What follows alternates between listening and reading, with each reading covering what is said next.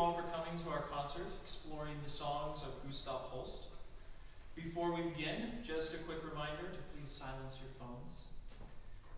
To begin our concert, we're actually going to start with one of the last songs that Holst composed. Persephone is an example of his more mature individual style.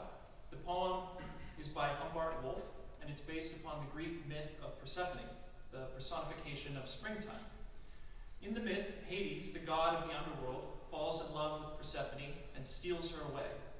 In anger, her mother, Demeter, causes the world to become sunless and infertile.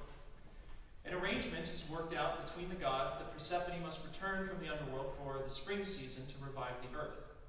In Wolfe's poem, the speaker exhorts Persephone to return and lead her maiden companions before they grow older, spring leaves, and the song dies. The poem suggests the fleetingness of youth and the need to embrace life before it's gone. Holst's rapid, exotic Phrygian scales and percussive notes evoke the sounds of Greek flutes, the dancing maidens, and the intensity of the poet's exhortation.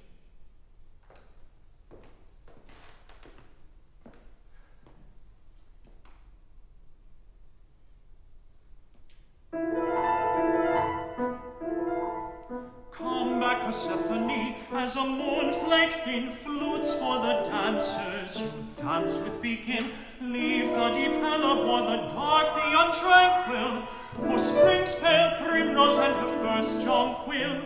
Again they are singing, oh, will you not heed them? With none now to answer and none to lead them. They will grow older till comes a day when the last of your maidens is tired of play, when the song as it rises faints and droops over, and your playmates go seeking a gentler lover. Listen, the dancers, the flutes, oh listen, hasten, Persephone, Persephone,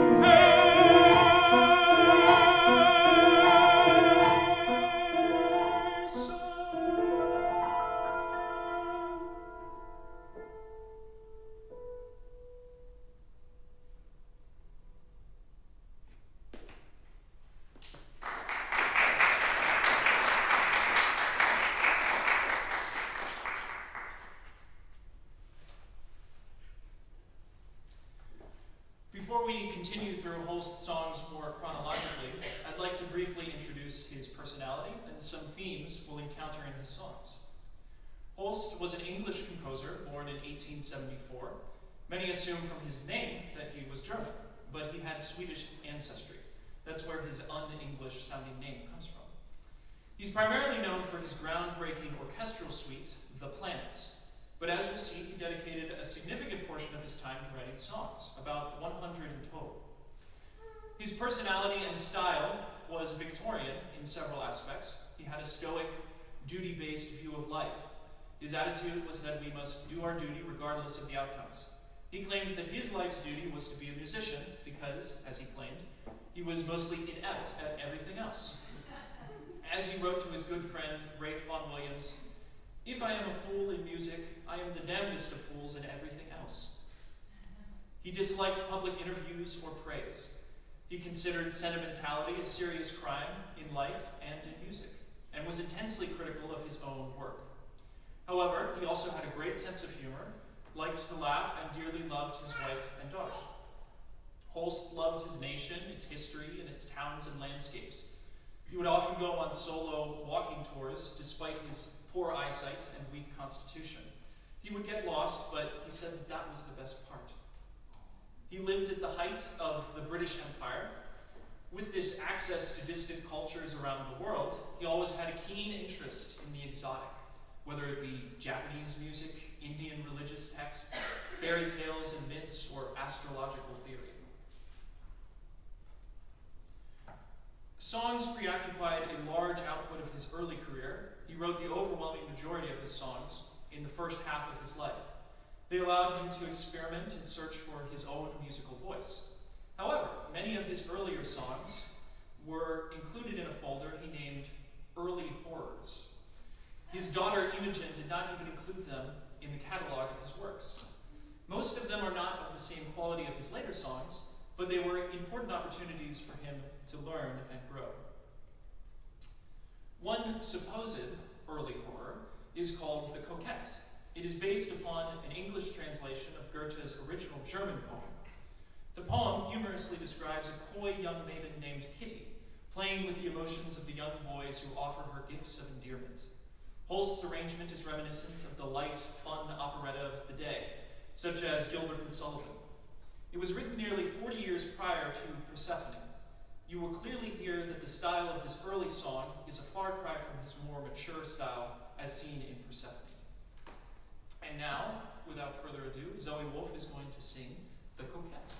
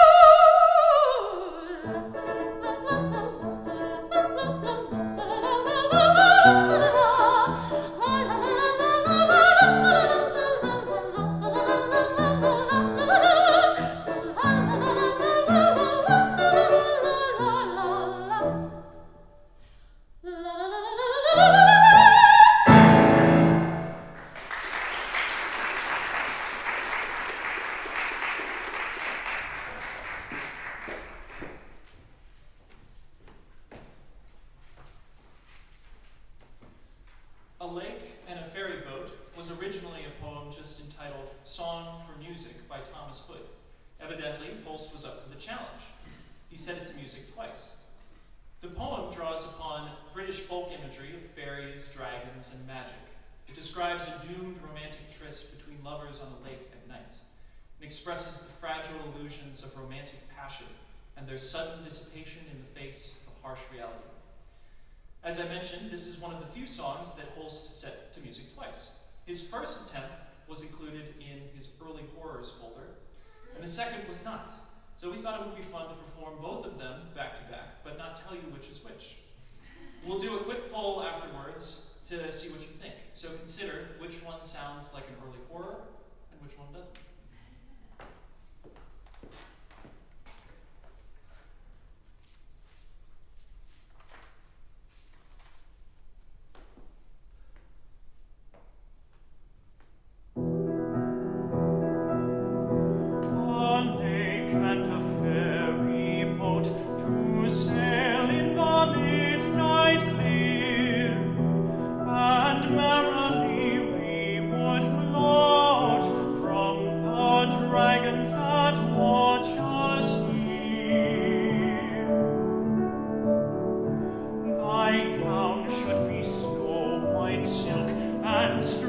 Savoy and pearls, like gossamers dipped in milk, should twine with thy raven curls. Red ruby should deck thy hands, and diamond should be thy gown. But fairies have broke their wands, and wishing has lost its power.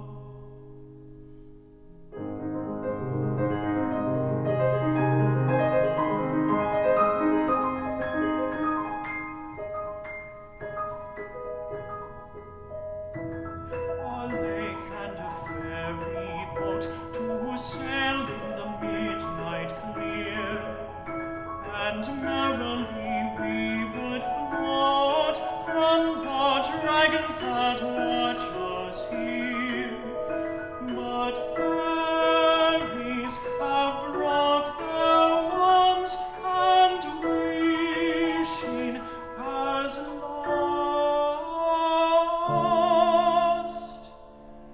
its power.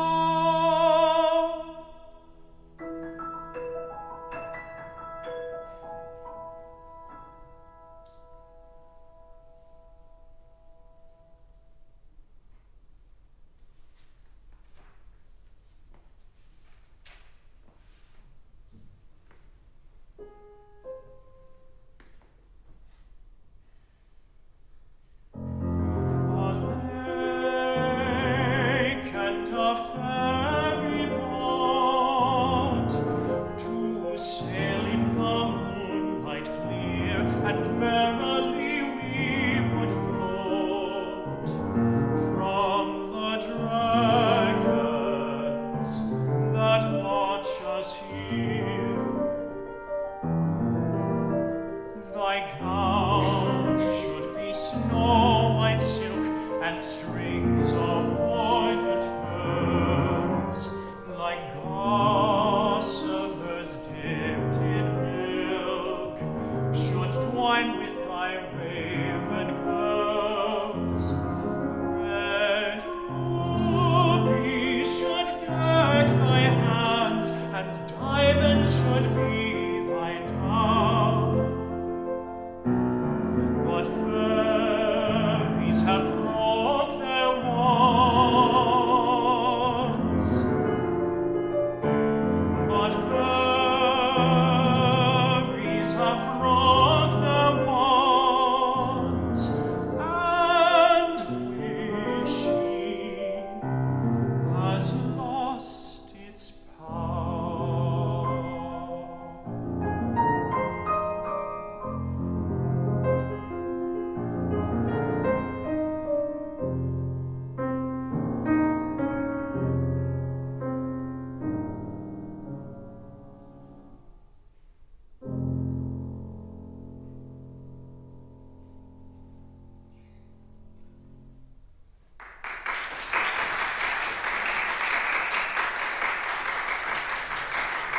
So let's take a quick show of hands.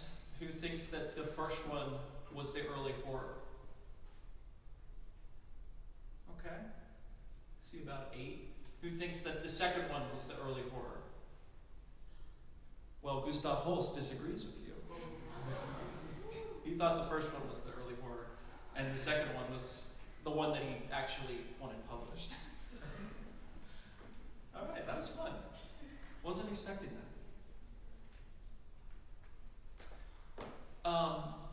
Song to the Sleeping Lady is from the fantasy novel Fantastes by George MacDonald, which is one of the foundational works of the genre. Holst set 2 poems from the book to music, and he also wrote an entire orchestral suite for the book. In the story, Anados, the main character, journeys into a fairyland and comes across a beautiful lady frozen in marble. Seeing her beauty, he falls in love and sings her a song to awaken her. However, after she awakens, she dashes off from him. The poem expresses how true love will adjust to what the beloved needs rather than forcing its will upon them.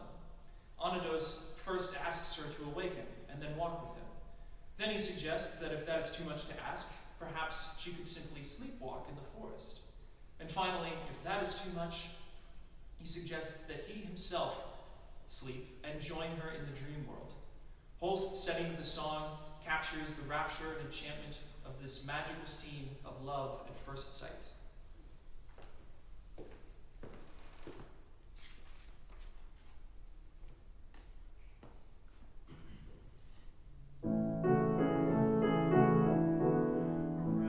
Rest is now filled full of beauty, and can give thee up, I ween.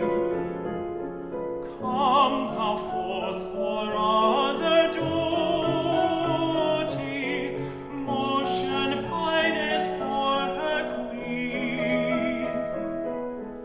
Or if need in years to wake thee from thy slumbrous solitudes, come sleepwalking and betake thee to the friendly sleeping woods. Sweeter dreams are in the forest, round these storms would never rave. And when need of rest is sorest, glide thou into thy cave. Or if still thou choosest rather marble, be its spell on me.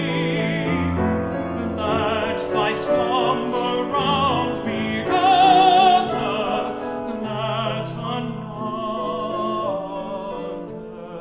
dream with thee.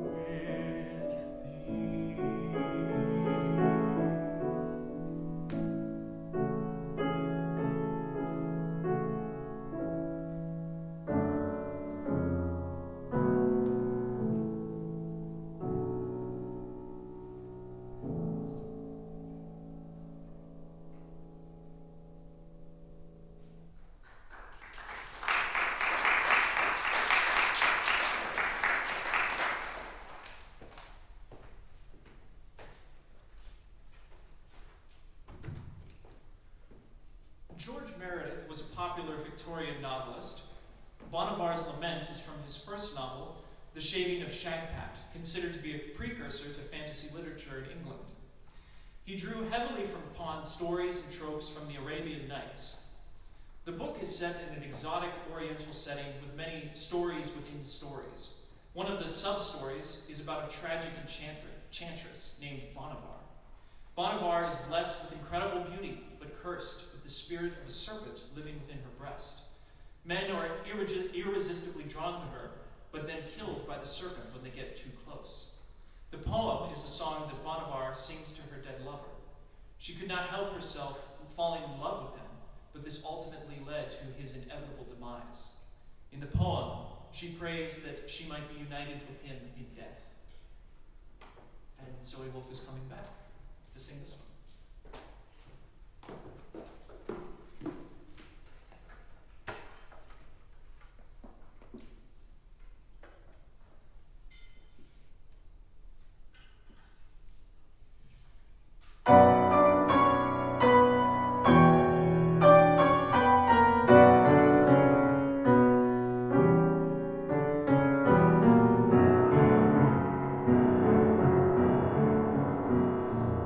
Take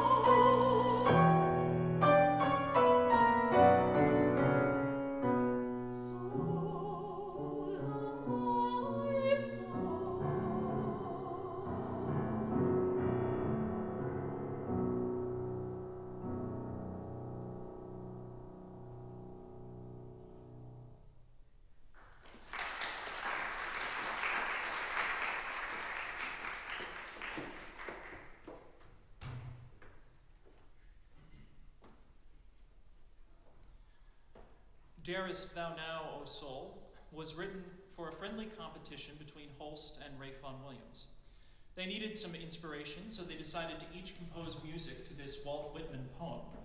They both agreed in the end that Vaughan Williams' setting was better, but Holst's setting is a good song in its own right, and was an important development in his compositional style.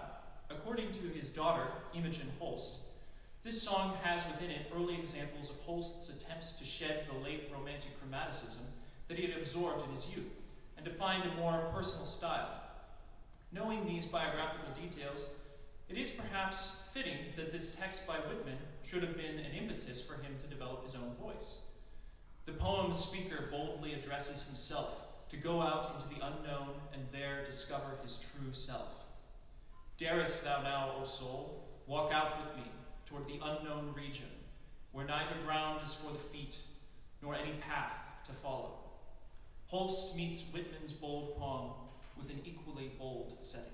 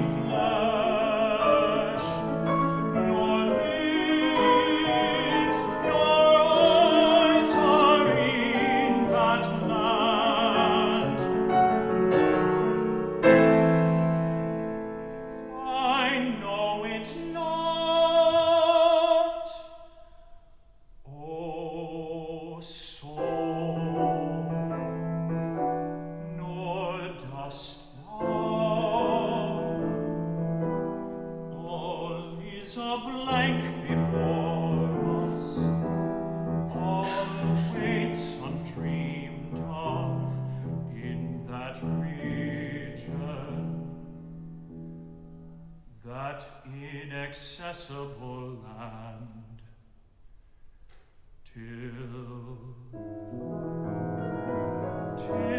when the tides loosen all but the tides eternal, time and space, not darkness, gravitation, sense, nor any bounds bounding us.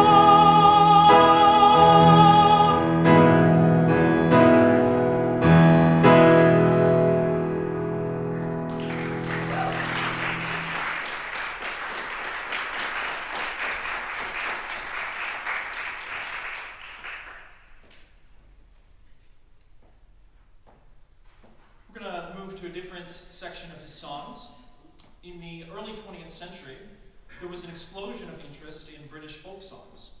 The musicologist Cecil Sharp began scouring the countryside and documenting the folk songs of the collective memory of the various regions of Britain. Holst considered Sharp's endeavor to be a defining moment in British music. Holst was assigned as editor for the folk songs of Hampshire.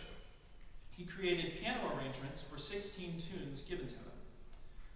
Many of the tunes are extremely lovely. The poetry is mostly straightforward. Some themes of these poems are maidens being separated from their lovers because they must go off to sea. Hampshire is a port city in southern England. Conflict between parents and daughters about their penniless lovers. Lovers coming upon maidens by chance and falling immediately in love. Happy songs with sudden tragedy, and a few nonsense songs. Most of the folk song tunes are written in modes, such as the mixolydian, and one of them has no time signature at all. The music simply follows the words. Imogen Holst noted that Holst's immersion in British folk song helped him to free himself from Wagnerian chromaticism. The simple, organic combination of tune to words became an ideal he aspired to for the rest of his life. So without further ado, we will sing 3 of these folk songs for you. The first is The Irish Girl, then Beautiful Nancy, and then Zoey Wolfe will come back to sing The Scornful Wife.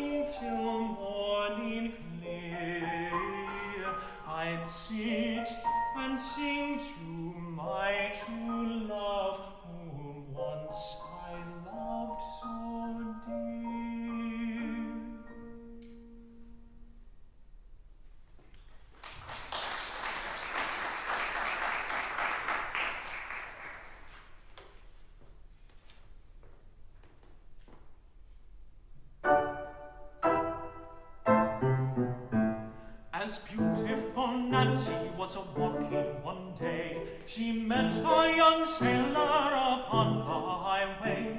Said he, my fair pretty maid, where are you a-going? Where are you a-going? Tell me, pretty maid. I am searching for Jamie, for young Jamie, my dear. I have not seen him for more than 9 years. But while he's absent, a maid, I will live and die. But little did she think it was young Jamie so nigh. Then Jamie he stood as long as he could forbear, and straightway he made himself be known to his dear. She denied lords and squires for young Jamie her dear, and now she's possessed of 900 a year.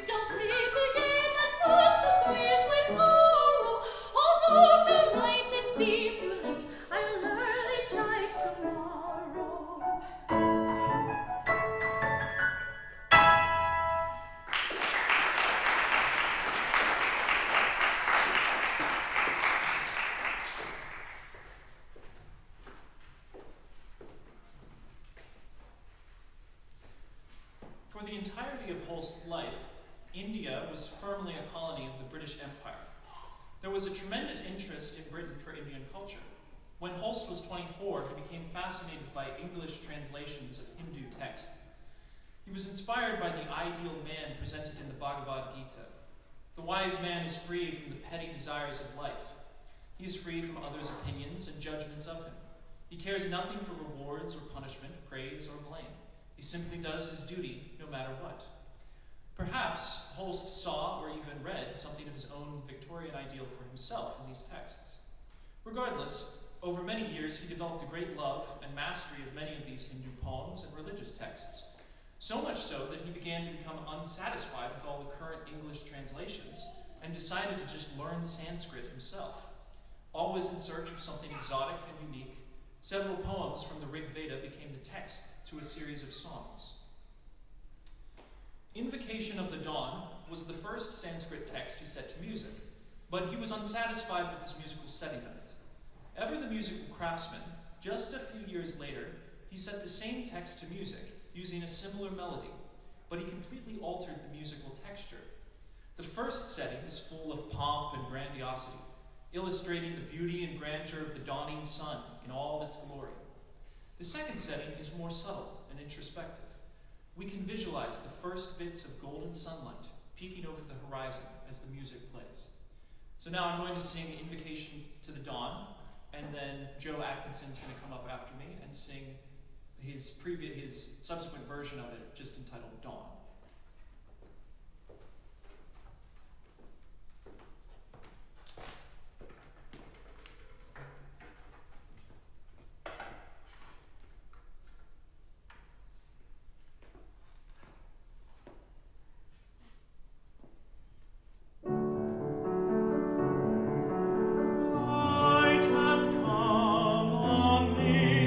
Lights the fairest, God is the bright.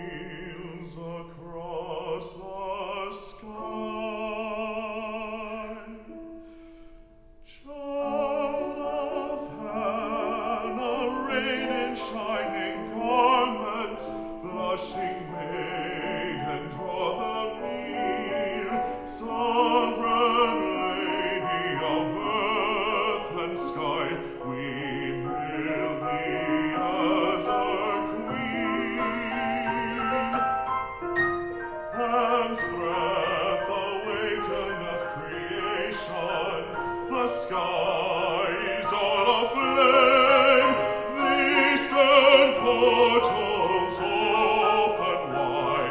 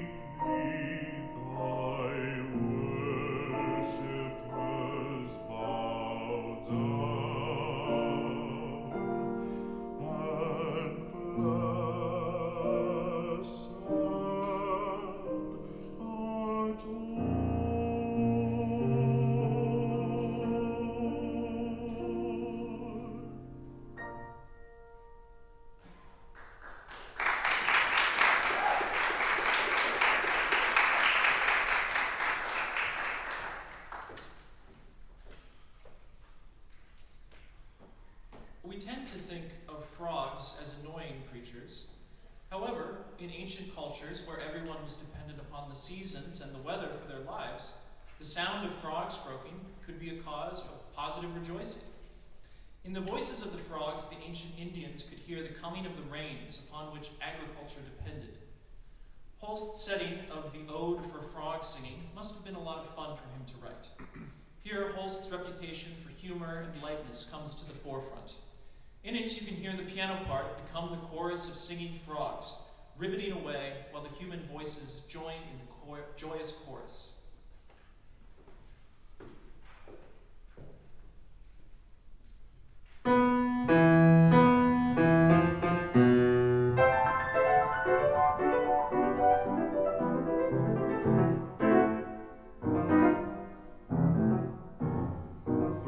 The summer they were lying, their skins were scorching in the sun. Now the rain hath wakened their voices, their singing hath begun. And welcoming each other, they rise and quench their thirst. And one repeats another's greeting in courtly words, polite and mild, as a scholar learning a lesson, a father teaching his child. With eloquence and wisdom they swell and seem to burst. Brothers, rise and join the throng. Our throats are moist and ripe for song. So pray you bellow like a cow, or bleat like goat, or grunt like sow. Like Brahmins gather round the altar, they right round the pool. The frogs are ranging with speech and song and fight. Their year-long vow of silence hath ended with the rain. The joyous earth is now reviving, the trees and flowers now arise, and our hearts go forth in gladness to greet the noisy cries. The singing of the frogs have brought wealth to us again. Brothers, rise and join the throng. Our throats are moist and ripe for song. So pray you bellow like a cow, or bleat like goat, or grunt like sow.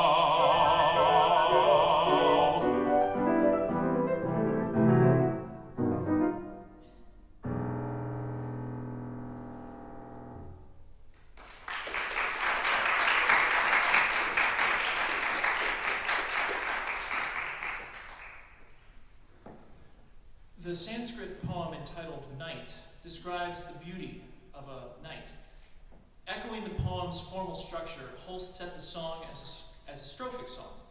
It is like a hymn tune where the verses change, but the music stays the same each time.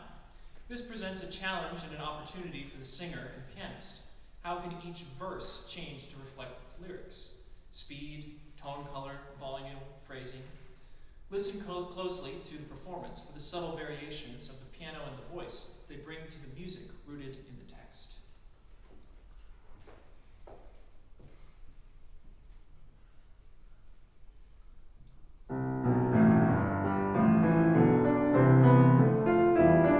In glittering robes that fill the sky with brightness, the peaceful one draws nigh. Throughout the world which eagerly awaits her, she ruleth all.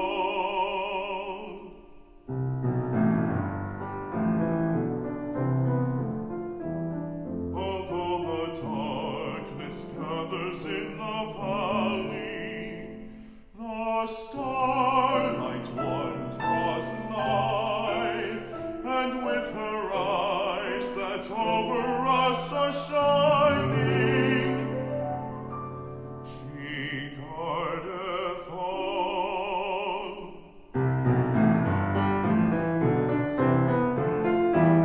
The weary toilers in the field are working, the restful one draws nigh, and to their homes, to happiness, to slumber, she leadeth all.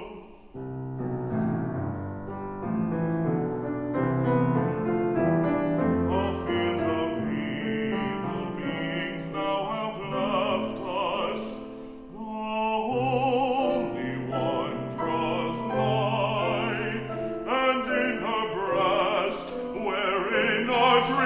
of heaven. She foldeth all.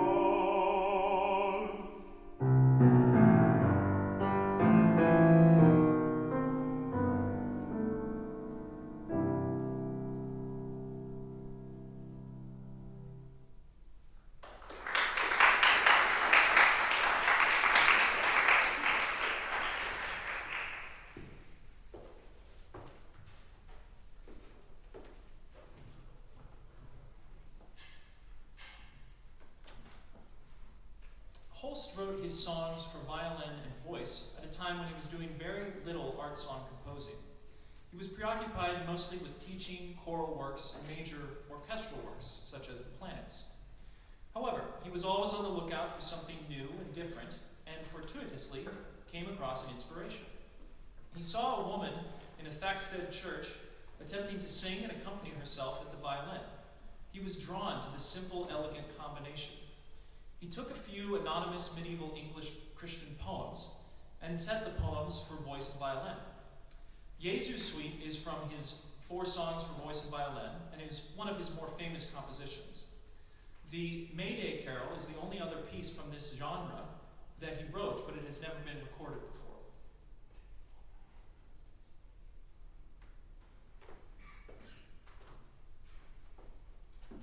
And now to join me on stage is Krystian Pawlowski, and then later for the second song, Tabby Sheyko will join us as well.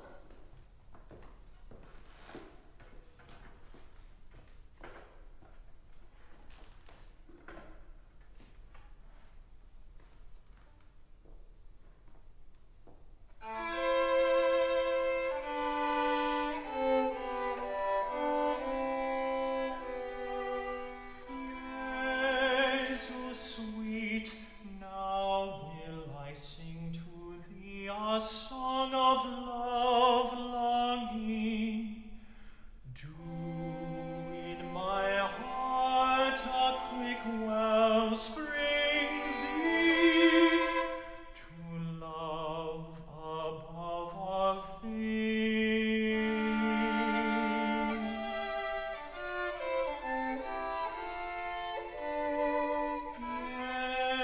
Jesu sweet, my dim heart's gleam, brighter than the sun abeam. As thou wert born in Bethlehem, make in me thy love a dream.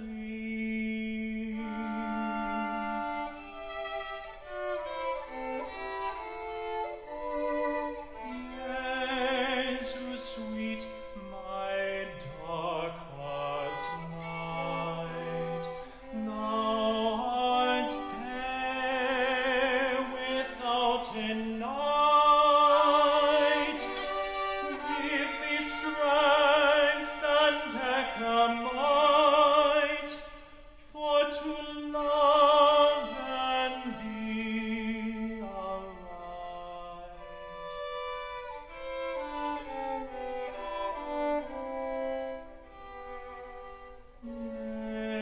Jesu sweet, well may he be, that in thy bliss thyself shall see.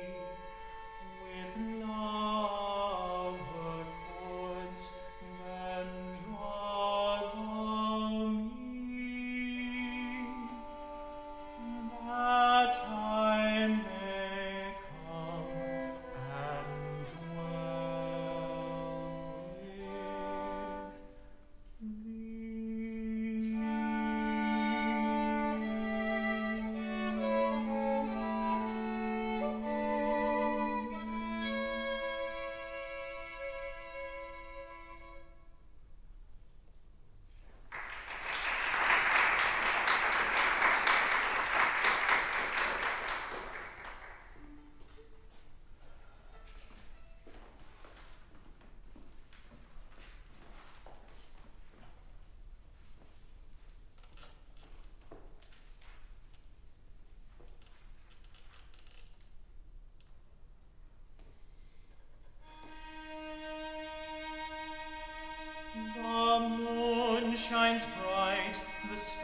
give a light a little before the day.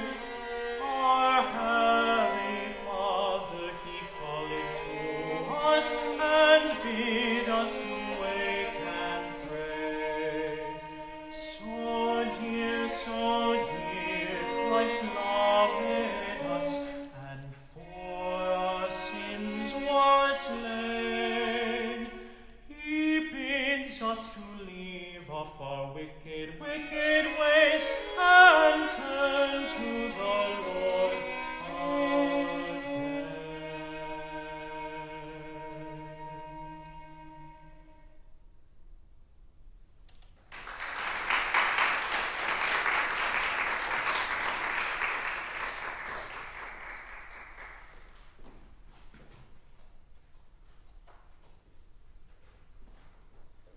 So the last section of the songs that we're going to look at is the Wolfe songs. Wolfe was a popular British poet in the 1920s. He was an Italian Jewish-born immigrant to Britain. He became religiously Christian and culturally British, but he always retained a keen sense of his Jewish heritage. His poetry was skillfully crafted and precise, and he wrote in a late Romantic idiom. However, this commitment to romantic subject matter and traditional formal structure has made him a figure overshadowed by poets such as T.S. Eliot, W.H. Auden, or Ezra Pound. But in Holst's lifetime, Wolfe was a sensation, and Holst was drawn to the beauty, precision, and integrity of his verses. Wolfe's poems inspired Holst to compose songs again after many years, decades, away from the genre. And the Wolfe songs were one of the great achievements of his late career.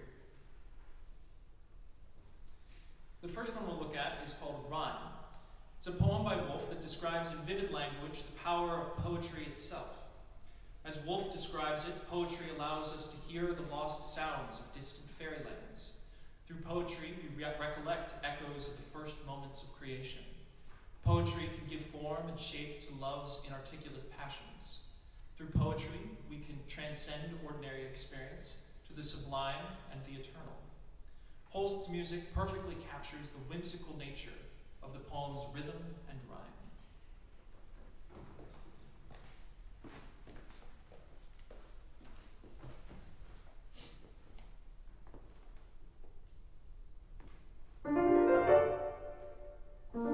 Rhyme in your clear chime we hear, ringing far off and clear, in beauty's fairy granges at evensong, the changes and swells of her lost elfin bells.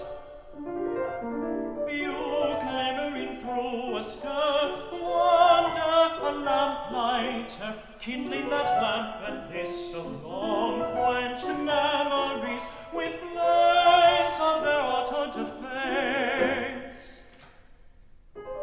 Numbers the soul remembers, and moved among them when the sons of morning sung them. You echo while the dim shadow of seraphim half floats among your muted notes.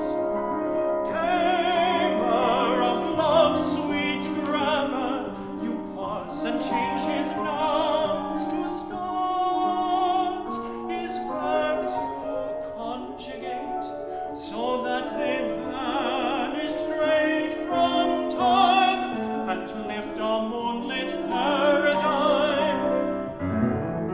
Rhyme by your clear chime we climb, glean out of space and time, and the small earth behind us can neither lose nor find us, set free in your eternity.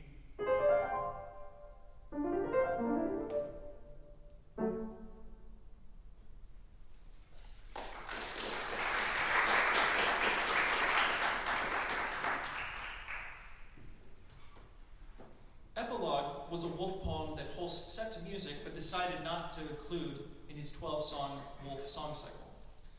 The poem is about grief over the death of a beloved. The poem's speaker finds no comfort in the beauty of springtime. As the spring reflected his emotions of love, now all he can see is an empty beauty without meaning. Holst's constant repeated bass line and the dynamic and textural consistency on the song suggest the exhausted emotions of the bereaved. Only briefly at the end is the texture broken as the speaker cries out to his lost beloved. Then the tragic texture returns, leaving the speaker alone.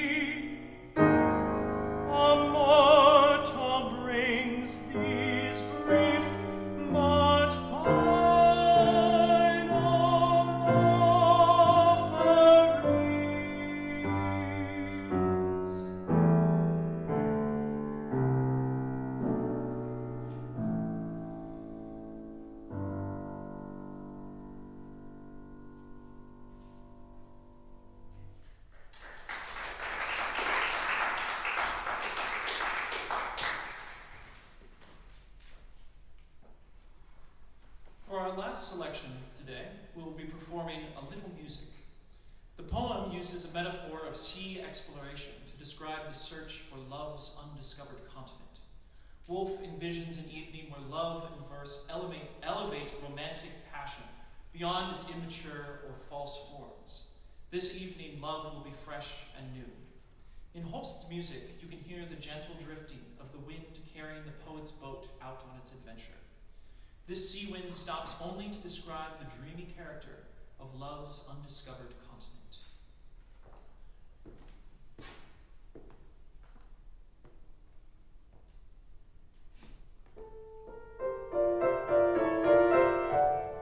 Since it is evening, let us invent love's undiscovered continent. What shall we steer by, having no chart, but the deliberate thought of the heart? How shall we find it, beyond what keys of boyhood Spanish piracies, false Eldorados dim with the tears of beauty? The last of the buccaneers. Since it is evening, let us design what shall be utterly yours and mine. There will be nothing that ever before beckoned the sailor from any shore.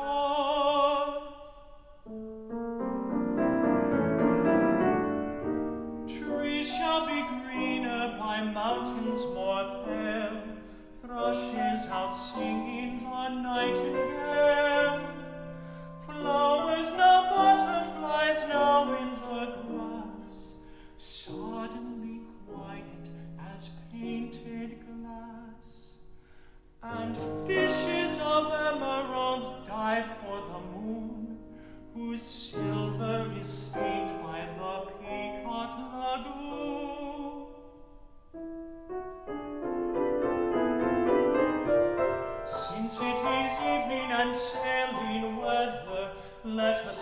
out for the dream together, set for the landfall where love and verse enfranchise forever the travelers.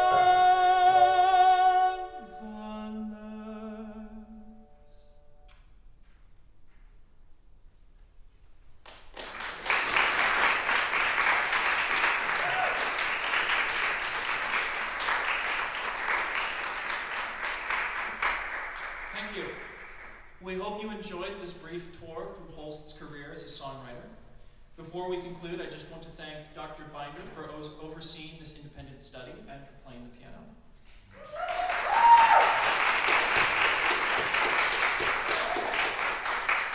And I'd like to thank Joe Atkinson, Zoey, Wolfe, Krystian, Pawlowski, and Tabby Sheyko for their beautiful performances today.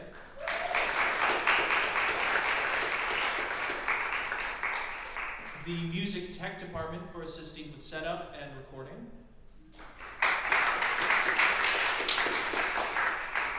And the Gustav Holst Society for assisting in the research portion of this project.